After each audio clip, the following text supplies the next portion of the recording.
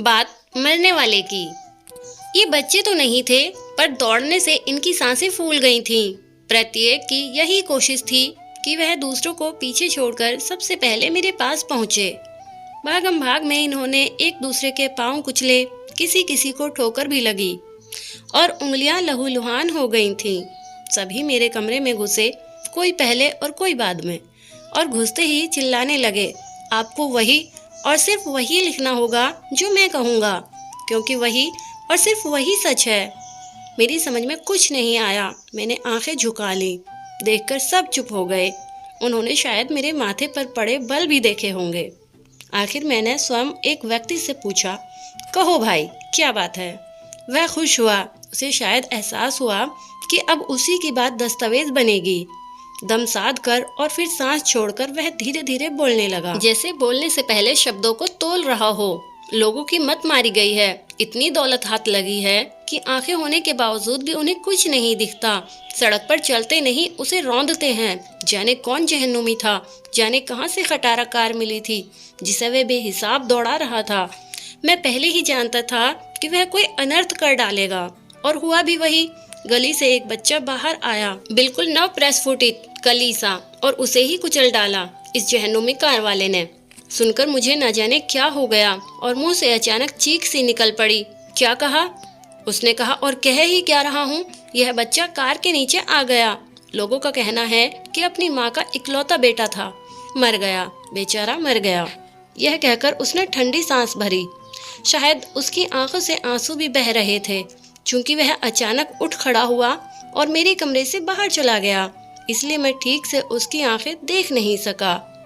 हाँ, मैंने दूसरे व्यक्ति की ओर नजर डाली, यह देखने के लिए कि उस पर भी मेरी तरह कोई असर हुआ है या नहीं, मगर वह अपनी घनी मूंछों की ओट में मंद मंद मुस्कुरा रहा था। उसकी मुस्कुराहट का मतलब समझने की कोशिश ही कर रहा था कि वह अचानक बोल उठा, सब बकवास करते हैं, बात सिर्फ इतनी है कि आबादी बढ़ गई है। आप नहीं देखते कि चौक में ही कितने लोग होते हैं? आबादी बढ़ने के कारण ही आदमी की कोई कद्र नहीं रही। माताओं की लातों से उनके ही बच्चे कुचले जाते हैं। महंगाई की मार में बड़े परिवारों को कैसे पाल सकती हैं? सो आज भी की माएँ। कार वाला ठीक से सीधी सड़क पर जा रहा था, कोई गलत काम तो नहीं कर रहा था। अचानक एक बच्चा गली से दौड़ता हुआ आया। क्या पता माँ ही लाठी लेकर पिटाई करने के लिए पीछा कर रही हो। आफत की आंखें ही कहाँ होती हैं। कार वाले ने ब्रेक लगाई थी, लेकिन लगी नहीं। आखिर मशीन ही ठहरी। बचाने की बहुत कोशिश की बेचारे कार वाले ने, मगर बेसुध बच्चा पहिए के नीचे आ गया। कोई यह नहीं सोचता कि जरा उसकी माँ से पूछें कि अगर तुम्हें इस बच्चे की जरूरत नहीं थी तो उसकी मौत बेचारे कार वाले के मत्थे क्यों मड़ी। हजरत कहें, क्या जमाना बहुत खराब हो गया है? उसने कहा, और कुछ इस तरह सिर झटक कर बाहर निकला, जैसे जमाना खराब करने में मेरा ही हाथ हो। मैंने उससे कहना चाहा, मेरे भाई, जमाना जरूर खराब है, पर मेरे लिए नहीं है, मगर उसने मुझे ये कहने का भी मौका नहीं दिया। इस तरह बाहर चला गया जैसे मेरे यहाँ तशरीफ लाकर उसने मेरी 7 पीढ़ियों पर एहसान किया हो। या यह भी हो सकता है कि भागम भाग में उसके पैर का अंगूठा ही कट गया हो और उससे खून बह रहा हो। बस बोलते जाते हैं, ना कुछ जानते हैं ना कुछ करते हैं। यह तीसरा बोल रहा था। ऐसे बोल रहा था जैसे अपने साथ ही बात कर रहा हो। नजरें नीची किए हुए, थोड़ा सा खांसते हुए उसने मेरी ओर देखा और फिर बात आगे बढ़ाई। हमारे एडमिनिस्ट्रेशन में बहुत ज्यादा करप्शन है साहब। इसके रहते आप मोटर वाले या बच्चे वाली माँ पर क्या लांछन लगाएंगे? किसी का कोई दोष नहीं है। दोष है तो बस एडमिनिस्ट्रेशन का। यहाँ किसी भी अधिकारी की कोई भी जिम्मेदारी नहीं है। जब ऐसी दुर्घटना होगी तो आप किसे पकड़ेंगे? कैसे पकड़ोगे? साफ बात है कि मोटर वाला सीधी सड़क पर अपनी मोटर चला रहा था। नहीं चलाता मोटर?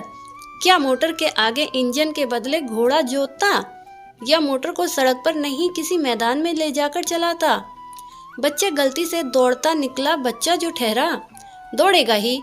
उसकी माँ ने उससे थोड़ी कहा था कि बेटा दौड़ कर जा और मोटर के नीचे आ जा। अरे साहब, दौड़ना बच्चे की वृत्ति है। अब आप पूछेंगे कि दोष किसका है? आखिर एक हत्या तो हो गई ना। तो जिस कारण से भी हो गई साहब, दोष है वहाँ ब्लाइंड कॉर्नर था। मोटर वाले को गली नहीं दिखी और बच्चे को कार नजर नहीं आई। एक्सीडेंट नहीं होता तो क्या गुलाब खिलता? मगर कौन पूछता है। खैर, हमें क्या है, हमने अपनी जिंदगी गुजार ली है। यह कहकर वह इस अंदाज से चला जैसे मेरे कमरे से निकलकर सीधा कब्र में जाकर इत्मीनान से लेटेगा और सोचेगा कि अब जो होगा सो होगा, उसे कुछ नहीं कहना। चौथे ने कहा, देख लिया, यह था एक और बतक्कड़ लाल बुझक्कड़।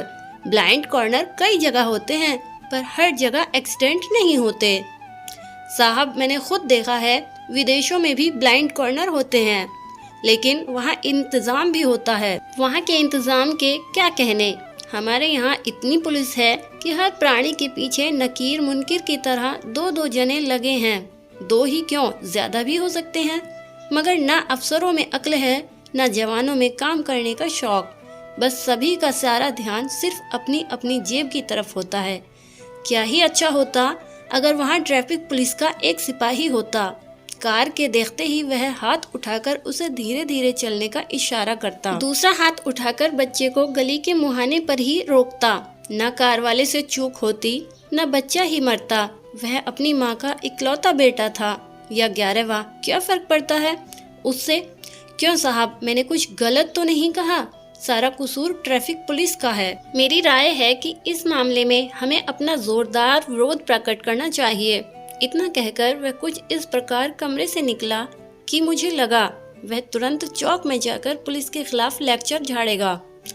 इधर मेरे समीप बैठा 5वां व्यक्ति हुक्के की तरफ हाथ बढ़ाता हुआ मुझसे कह रहा था, इन मूर्खों की बातें दर्ज करते करते हाथ थक गए होंगे आपके। यह कहकर उसने अजीब तरह से सिर हिलाया। चिलम बाएं हाथ से थामी, जो उसने फिरन के दामन से बाहर निकाला था। मैं हैरान हूँ कि इनकी अक्ल को हो क्या गया है। अरे भाई, बात तो बिल्कुल सीधी है। एक पत्ता भी उसकी मर्जी के बिना हिल नहीं सकता, जिसने यह सारी दुनिया पैदा की है। उस बच्चे की तकदीर में इतना ही दाना पानी था, इसलिए यह सब होना ही था। ना दोष कार वाले का है और ना ही बच्चे की माँ का। पुलिस भी कुछ नहीं कर सकती थी। करने वाला बस वही है और रहने वाला भी बस उसी का नाम है। मरने वाला तो मर गया बेचारा, अब वापस नहीं आ सकता। कहानी सुनने का शुक्रिया। आपसे मुलाकात होगी एक नई वीडियो में। तब तक के लिए अपना रखिए बहुत ज़्यादा ख्याल। ये कहानी आपको कैसी लगी कमेंट करके बताएं और ऐसी अच्छी अच्छी कहानी मेरी ज़ुबानी सुनने के लिए चैनल को सब्सक्राइब करके बेल आइकन प्रेस करना ना भूलें। साथ ही अपने दोस्तों के साथ शेयर भी ज़रूर करें।